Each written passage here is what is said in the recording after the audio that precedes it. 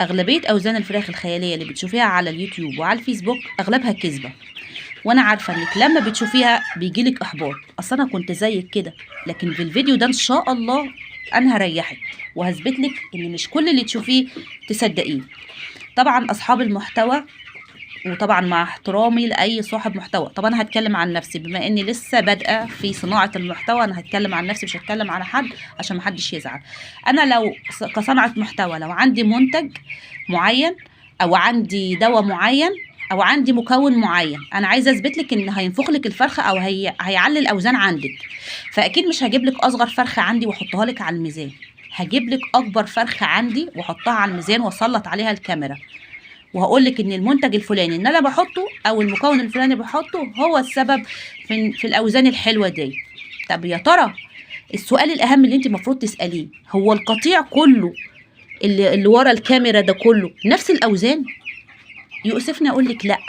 لا، انت شايفه الفراخ دي بالمناسبه عمرها 22 يوم، كلها شايفاها واحد، يعني شبه بعض كده. مش هتعرفي تفرقي بين الصغير والكبير. اهو اهي احجامها كلها زي ما انت شايفه، هتعرفي الكبيره من الصغيره؟ مش هتعرفي. انا اللي شايفه، انا اللي قاعده في المكان وشايفه، فهجيب لك اكبر فرخه واحطها لك على الميزان عشان اقول لك ان دي اكبر فرخه عندي، وهثبت لك دلوقتي حالا بالميزان، يعني هو مش كلامه بس، بالميزان هثبت لك دلوقتي حالا. اهو الميزان عندي مظبوط اهو لو شايفين اهو.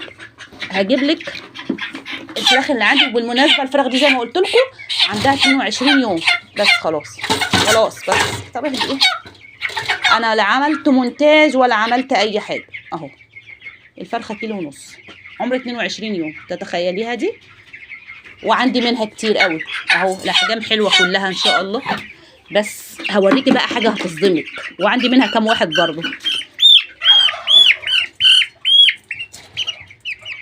تتخيلي ان الكتكوت ده 22 يوم، ده هو ده نفس ده نص كيلو اهو، وعلى فكره كله حيويه ونشاط وبياكل اكتر من التاني اهو. الحصاله بتاعته مليانه اهو.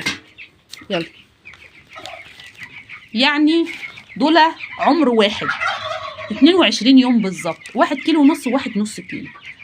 الدوره بيبقى فيها، بصوا بصوا الحمام بتاعه متماسك، هو ولا عنده اسهال ولا عنده اي حاجه. ده اللي بنسميه سرده، ده بنسميه سرده.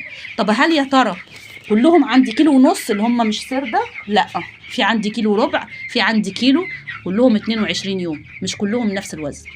وحط علافات بزياده في المكان وميه بزياده في المكان، يعني العلف عندهم اهو حاطاه بزياده، يعني مش هقول لك ان انا بحط شويه العلفات قليله ولا حاجه عشان ده ياكل وده ما بياكلش، كله بياكل.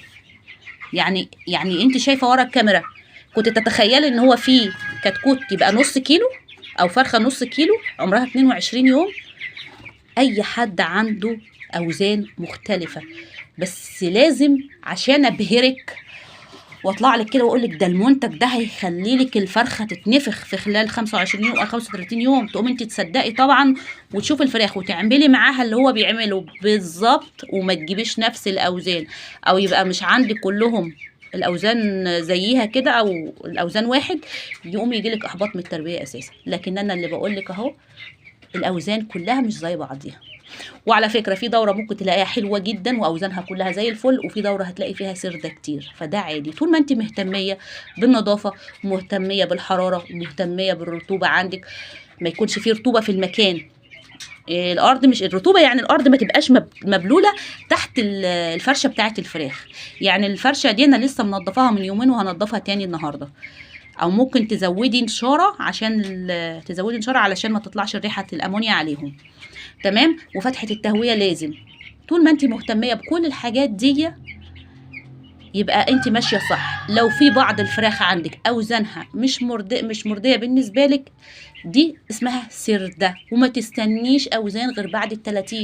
دايما اقول لك ما تستنيش اوزان غير بعد ال30. بعد ال30 الحجم الفراخ بيختلف 130 درجه، هو ده التحويل للصح. بعد ال30 هي الفراخ طول الدوره بتحول وبتكبر معاك، بس فعلا بعد ال30 الفراخ بتحول جامد.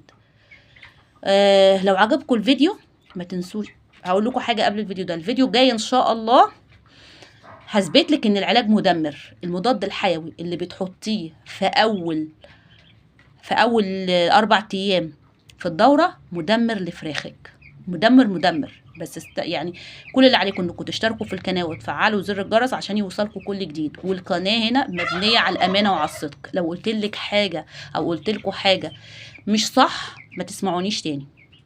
انا اللي بقول لكم ما تسمعونيش تاني. الدوره دي من غير علاج ولا ادويه ولا اي حاجه، وزي ما انتم شايفين الفضلات متماسكه وكله زي الفل. هشوفكم الفيديو الجاي ان شاء الله.